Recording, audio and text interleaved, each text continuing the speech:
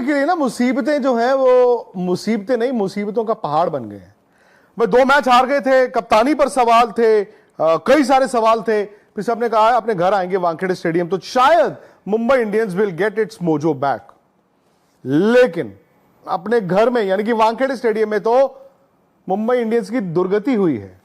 मतलब एक ऐसा मैच मुंबई इंडियंस हारा है जो ना सिर्फ आपको पॉइंट्स सामने वाली टीम यानी कि राजस्थान ने लिए हैं, राजस्थान नंबर 1 भी हो गया है, बल्कि अब ना मुंबई की टीम में वो दरारें दिख रही हैं।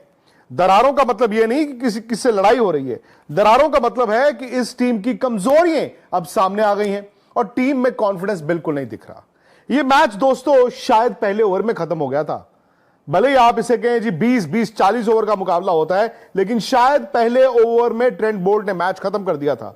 अगर आप पहले ओवर नहीं मानते तो कम से कम चौथे ओवर में तो यह मैच खत्म हो चुका था, जब मुंबई की 4 विकेटें 20 रनों पर गिर चुकी थी। उसके बाद तो वो कहते हैं ना आर्टिफिशियल एक्साइटमेंट थी। भाई साहब क्या आप 20 ओवर खेल सकते हो?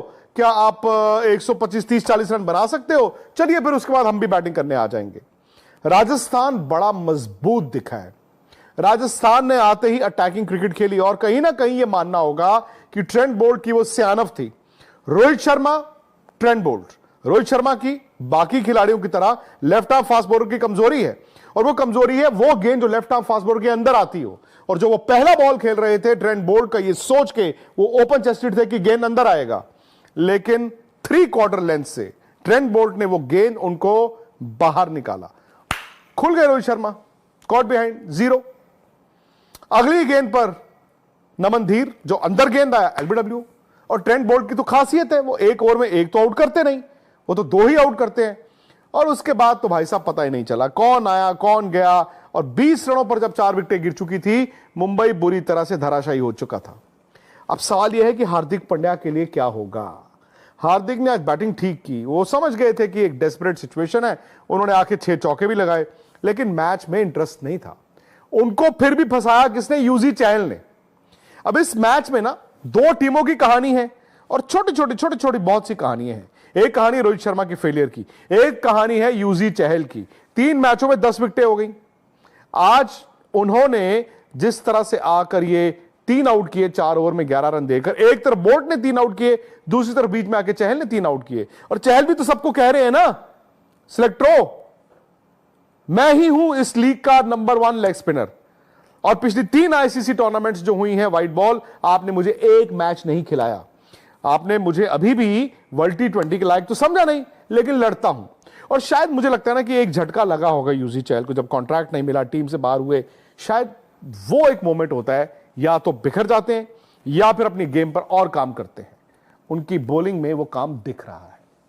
हार्दिक पांड्या की टीम जैसे तैसे 129 रन तक पहुंच गई। अब राजस्थान की विकेटें गिरती रही, राजस्थान के संजू सैमसन भी आउट हुए, जायसवाल भी आउट हुए, बटलर भी आउट हुए, लेकिन फिर भी राजस्थान के सामने क्योंकि इतना ज्यादा टारगेट था नहीं, तो उन्होंने इस टारगेट को अचीव किया। उनकी तीसरी जीत है। स्विंग हो रही थी, और जब स्विंग हो रहा था बॉल, तो दोनों टीमों की नई गेंद पे विकेटें गिरी हैं।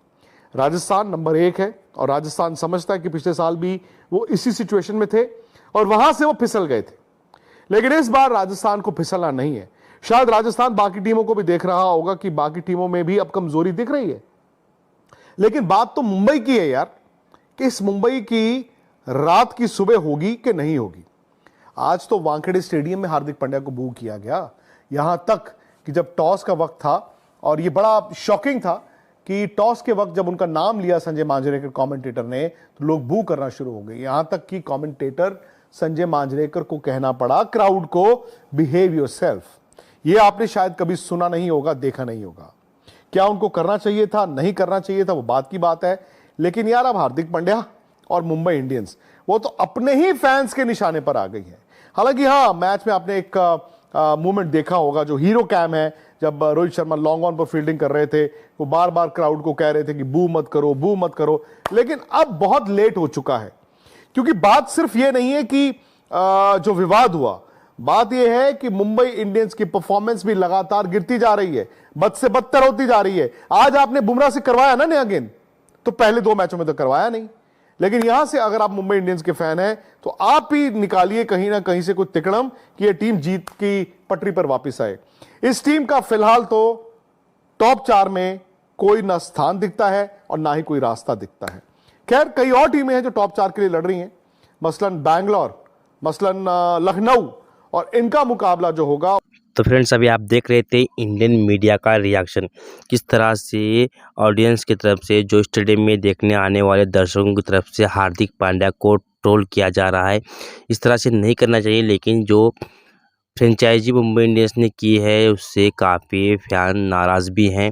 उनकी नाराज़गी को भी फैंस की समझनी चाहिए, क्योंकि फ्रेंचाइजीज ने एक नए लड़के को लाकर कप्तान बनाया। उसके बाद रोहित शर्मा, जो कि इंडियन टीम के भी कैप्टन हैं, उनकी प्रेस्टीज के ऊपर भी काफ़ी सवाल उठ रहे। इसी वास्ते लोगों ने भी अपना जो आक्रोश दिखाया, बू बू के जो नारे लगे, और जिस तरह से हार्दिक पांड्या इस समय ट्रोल हो रहे हैं, शायद कोई और ट्रोल होगा, लेकिन किसी की भी इज्जत, किसी की बेइज्जती नहीं करनी चाहिए। हमें इससे बचना चाहिए, और ऑडियंस से हम यही रिक्वेस्ट करेंगे कि आप किसी एक पर्सनल इंसान को टारगेट नहीं कर सकते, क्योंकि वो भी एक प्लेयर है, इंडियन टीम की भी कैप्टनशिप की है। बार बार उसे ट्रोल करना सही नहीं है। और जिस तरह से रोहित शर्मा ने भी आज हार्दिक पांड्या को सपोर्ट किया, देखकर काफ़ी अच्छा लगा। इसी तरह की अगर गपशप स्टेडियम में होते रहेंगे तो काफ़ी मज़ा आएगा, लेकिन एमआई तो नीचे ही लगा हुआ है, क्योंकि जो फ्रेंचाइजीज ने किया है उससे काफ़ी ऑडियंस भी नाराज़ दिख रही है। दोस्तों, आपको इस वीडियो के बारे में क्या राय है? जिस तरह से विक्रांत प्रसन्न ने रिएक्शन दिया, उसके बारे में आपकी क्या राय है, वो भी कमेंट बॉक्स में ज़रूर बताना। इसी तरह की इंटरेस्टिंग वीडियो के लिए हमारे चैनल पर बने रहना। मिलते हैं नेक्स्ट वीडियो में, तब तक अपना और अपनों का ख्याल रखिए। Good bye friends.